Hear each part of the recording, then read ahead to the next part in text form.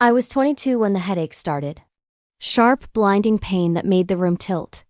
I'd driven myself to the 3 times in 2 weeks. Each visit cost $400 I didn't have. The doctors ran tests, found nothing conclusive, ordered more scans. My parents sat at the dinner table when I asked for help with the medical bills. "We can't waste money on your illness," Mom said, cutting her chicken. The knife scraped against the plate. "Madison needs that money for her wedding venue deposit." Madison, my younger sister by 3 years, looked up from her phone. She didn't say anything, didn't object, just went back to scrolling. "It's $2,400, I said quietly. "The neurologist thinks it might be serious." Dad set down his fork. "Madison's wedding is $85,000. We've already committed, $60,000. You're always so dramatic about your health. Remember when you thought you had mono in high school? It was just stress. This is different. You have insurance through your waitressing job, don't you?" Mom asked. "It doesn't cover specialists. The deductible is." "Then you should have gotten a better job." Dad's voice was flat. "Final. We're not discussing this further." I left the table, grabbed my coat. Madison called after me. "Don't be so sensitive." I didn't answer. The door clicked shut behind me. I drove my 2003 Honda with 190,000 miles back to my studio apartment that smelled like mildew, and the Thai restaurant downstairs. The headaches got worse. I worked 3 jobs, waitress mornings, data entry afternoons, retail nights, to pay for the MRI out of pocket. The scan showed a benign tumor pressing on my optical nerve. Treatable, but I needed surgery within 6 months or risk permanent vision damage. The surgery cost $47,000. Insurance would cover $12,000 after deductible. I called my parents once more. "I could lose my vision. We already gave Madison the wedding money," Mom said. "Maybe you can set up a GoFundMe? People do that now." I hung up. Didn't call back. The pattern had been there my whole life. I just hadn't named it yet. When I was 9, I won the regional science fair. Built a water filtration system from scratch. Took me 3 months. Mom and Dad missed the ceremony because Madison had a soccer game. She sat on the bench the entire time. They brought her ice cream after. I got a good job at dinner. My 10th birthday, I asked for a telescope. Got a $15 book about stars. Madison's 11th birthday, 6 months later, $400 Australian Nintendo Switch and a party at the roller rink with 30 kids. "She's more social," Mom explained. "She needs these things." High school. I paid for my own SAT prep, $200 saved from babysitting. Madison got a $3,000 private tutor for the same test 2 years later. "Her scores need to be competitive," Dad said. She scored 1180. I scored 1520. Neither parent came to my National Merit Scholar ceremony. College. I got a full academic scholarship to state school. "See? You don't need our help. You're so independent," Mom said proudly, like my self-sufficiency was a personality trait and not a survival skill. Madison went to a private liberal arts college, $48,000 per year. They paid every cent. She changed majors 3 times. Took 6 years to graduate with a degree in communications she never used. I worked 30 hours a week through college, graduated with a 3.9 GPA, summa cum laude. They came to Madison's graduation, not mine. "It's the same weekend, and she really needs our support," Mom said. "You understand, right? You're stronger." After graduation, I moved into the cheapest apartment I could find. Madison moved back home rent-free for 2 years. When she finally got a job in marketing making $45,000, they threw her a party. "Our career woman," Dad toasted. I was making $32,000 working 3 jobs. No party, no toast. Madison's engagement. Tyler was nice enough. Tech sales. They dated 10 months. The wedding planning started immediately. Mom called me weekly with updates I didn't ask for. "The venue is $18,000, but it's worth it. This is her special day." My special day, college graduation, hadn't warranted the drive across town. I started keeping mental receipts. Everything I paid for myself. School supplies, Every year, $2,000 total SAP prep, $200. College application fees, $380 laptop for school, $600 everything they'd paid for Madison. Private tutor, $3,000 college, $288,000. Rent during finding herself phase, $24,000 car down payment, $8,000 wedding, $60,000, so far. The numbers didn't lie. I built my life with $40,000 of my own money while they'd invested $383,000 in Madison. But they called me strong, independent. Like strength was a gift they'd given me instead of a skill I learned because I had no choice. I didn't have $35,000 for surgery. So I researched. Spent 3 weeks in medical forums, libraries, hospital billing offices. Found a teaching hospital in Boston that would do the procedure for $8,000 if I let residents observe. I said yes, took out a loan at 18% interest. Had the surgery on a Thursday. Was back at work Monday with bandages still wrapped around my head. My manager at the restaurant told me I couldn't wear the bandages. It upsets customers. I wore a beanie instead. The pressure made the headaches worse. I didn't complain. Couldn't afford to lose the job. The recovery took 8 weeks. I did it alone in my apartment. No visitors. No calls from family. Madison's wedding was 3 weeks after my surgery. I wasn't invited. We thought it would be too much stress for you. Mom texted. The real reason arrived later from a cousin. They didn't want someone with medical problems in the photos. I paid off the loan over 2 years. Every extra shift, every skipped meal, every birthday I didn't celebrate. The collection agency called weekly. My credit score dropped to 510. I couldn't rent a better apartment. Couldn't finance a reliable car. The Honda died. I took the bus. 3 hours of commuting daily.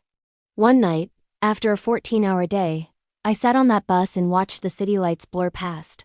A man sat down next to me. 70 maybe. Silver hair, kind eyes. Reading a medical journal. He noticed me staring. Interested in healthcare? He asked. I survived it, I said. That's different than being interested. He smiled. The best people in this field are survivors. I'm Robert Chen. I run the MedTech Innovation Program at Boston General. That's where I had my surgery. What kind? I told him. He listened. Really listened. Not the way my parents listened waiting for their turn to talk. He heard me. You figured out teaching hospitals on your own? He looked impressed. That's sophisticated healthcare navigation. Most people never learn that. I had to. That's the point. You had to, so you did. He handed me his card. We have a fellowship program. Teaches healthcare administration to people who've been through the system. It pays $35,000 a year while you learn. Most fellows are older, but I think you'd be excellent. I looked at the card, turned it over. Why? Because you understand what matters. Most administrators forget. They treat it like business. But you know it's about people who are scared and broke and trying to survive. He stood up as the bus stopped. Think about it. I applied. Got in. The fellowship was brutal full-time work plus night classes for a healthcare MBA. But it was brutal in a different way than waitressing. This hurt was building something. Robert became my mentor. Taught me healthcare finance, hospital operations, patient advocacy systems. The industry is broken, he'd say. But someone who's been broken by it? They know how to fix it. 2 years in, I was managing patient billing disputes. I rewrote protocols. Cut average resolution time from 45 days to 12. Saved the hospital $2 million in write-offs. The CFO noticed. Promoted me to assistant administrator at 26. I met James in year 3. He was a hospital attorney. Specialized in medical debt defense. We bonded over shared rage at the system. He understood why I worked 16-hour days. Never pushed me to call my family. Respected the walls I'd built. You don't owe them forgiveness, he said once, watching me delete a voicemail from my mother without listening. Forgiveness isn't mandatory. By year 4, I was director of operations. By year 5, chief operating officer. Boston General became the first hospital in the state to implement my sliding scale payment system. Nobody got turned away. Nobody got collection calls for medical debt under $500. We wrote off $8 million in patient debt that year. Made national news. Robert nominated me for the CEO position when he retired. I was 31. The board voted unanimously. My first week as CEO, I hung my old hospital bill on my office wall. $47,000 for a surgery that saved my sight. Framed it next to my Harvard MBA, a reminder of who I was and why I was here. I never called my parents. Never sent Madison a wedding gift. Moved through the world like they didn't exist. For 6 years it worked. Then my assistant knocked on my office door last Tuesday. "Dr. Reeves, there's a patient in the EU." She looked uncomfortable. "The family is..." "They're asking about financial assistance programs. The case manager thought you should know." "Why would I need to know about a standard assistance application?" "The patient's name is Madison Thornton." The room tilted. Just like it had 6 years ago with the headaches. I gripped the desk edge. "What's the condition?" "Stage 3 ovarian cancer. Requires immediate surgery and chemotherapy. The family has insurance, but the out-of-pocket maximum is $45,000. They're trying to find ways to cover it." I breathed slowly. In, out. "Who's with her?" "Parents, husband. She's scared, Dr. Reeves. She's 28. 28, 3 years younger than me. The same age I was when I became Q. The age she should have been living her privileged life, not facing cancer." I felt nothing. That was the worst part. I should have felt something: rage, satisfaction, grief. But there was just cold emptiness. "Process the application according to standard protocols," I said, "and book a board meeting for Friday at 10. Friday? That's in 3 days. What's the meeting about?" "I'm proposing a new policy for situations where family medical history might impact coverage decisions." She left. I sat in my office as the sun set over Boston. The skyline turned orange, then purple, then black. My phone buzzed. Private number. I knew before answering. "Sweetheart?" Mom's voice cracked. "It's Madison. She's really sick. The doctors here are saying we need to pay so much money. We've been looking into your hospital's programs and..." "How did you get this number? Your assistant was so kind." "She said you're the CEO. Sweetheart, we had no idea you'd done so well." "Was so proud. What do you want?" Silence. Then, "Madison needs help. The surgery is $45,000 out of pocket. We've spent everything on the wedding. The house down payment, Tyler's business loan. We can't waste money on her illness." More silence. "That's what you said to me. At dinner. 6 years ago. That was different. You were fine. I had a tumor pressing on my optical nerve. I could have gone blind.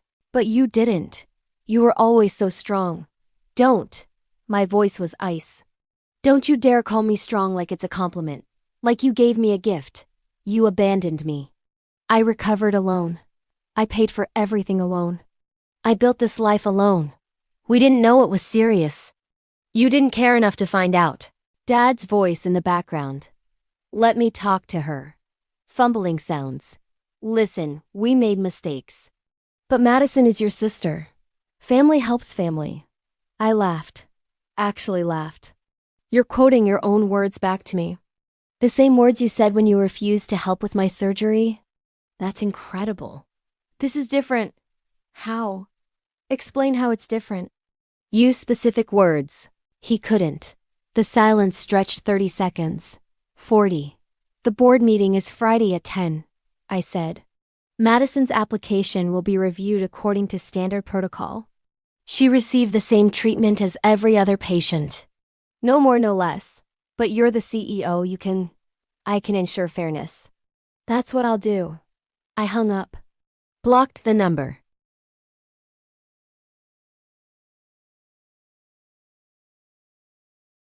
Friday morning. The board meeting. 12 members sat around the table. James was there in his capacity as legal counsel. He knew, had figured it out from my face when I walked in. The first item, I began, is a proposed policy amendment regarding family medical history considerations in financial assistance cases. I pulled up Madison's file on the screen. Redacted name, but the details visible. 28-year-old female. Stage 3 ovarian cancer. $45,000 out-of-pocket costs. Family unable to pay. This patient, I said, voice steady, comes from a family with a documented pattern of medical neglect towards certain members. 6 years ago, a family member required neurological surgery. The family refused financial assistance despite having $60,000 allocated for non-medical expenses. That family member recovered a loan, accrued significant debt, and suffered lasting financial damage. The board members shifted. Now that same family is requesting assistance for a different member. The question before us: should we consider family history of medical neglect when evaluating financial assistance applications? Dr. Martinez, Chief Medical Officer, leaned forward. Are you asking us to deny care based on family history? No, I'm asking if we should structure payment plans differently for families who've demonstrated unwillingness to support their own members in medical crises. James cleared his throat. Dr. Reeves, I need to note a conflict of interest. This patient is your sister. The room went still. I nodded. Yes, Madison Thornton is my younger sister. 6 years ago, my parents refused to help with my $35,000 surgical costs while simultaneously spending $60,000 on her wedding. I paid for my surgery alone through a high-interest loan. My credit was destroyed. I spent 2 years in debt recovery. Board member Susan Park asked quietly, "What are you proposing we do?" Standard protocol. Madison gets the sliding scale assessment. If the family qualifies for assistance, they receive it according to our established guidelines. But I want the board to understand why I'm abstaining from this vote. You're not advocating denial? Dr. Martinez looked surprised. I became CEO to fix a broken system, not to perpetuate it. I pulled up the statistics. Last year, we wrote off $8 million in patient debt. We've prevented 4,000 families from bankruptcy. I will not let my personal history compromise that mission. Madison will receive excellent care. Her family will pay what they can afford, and will cover the rest. Even after what they did to you? Susan asked. Especially after what they did to me. Because I know exactly what it feels like to be sick and broke and abandoned. Madison didn't make those decisions 6 years ago. She was complicit through silence, but she was 22. She gets treatment. She gets compassion. She gets what I should have gotten. I closed the laptop. But I also want it on record. My family will receive no special treatment. No expedited approvals, no exceptions to protocol. They wait like everyone else. They provide the same documentation. They receive the same care. Nothing more. The vote was unanimous. Standard protocol. The meeting ended. James walked me back to my office. That was hard, he said. No. I looked out at the city. Sun breaking through clouds. That was easy. The hard part was surviving what made this moment necessary.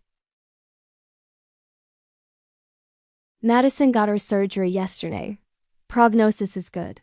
The payment plan structured her family's costs at $8,000 over 2 years, based on their financial assessment. Manageable? Fair.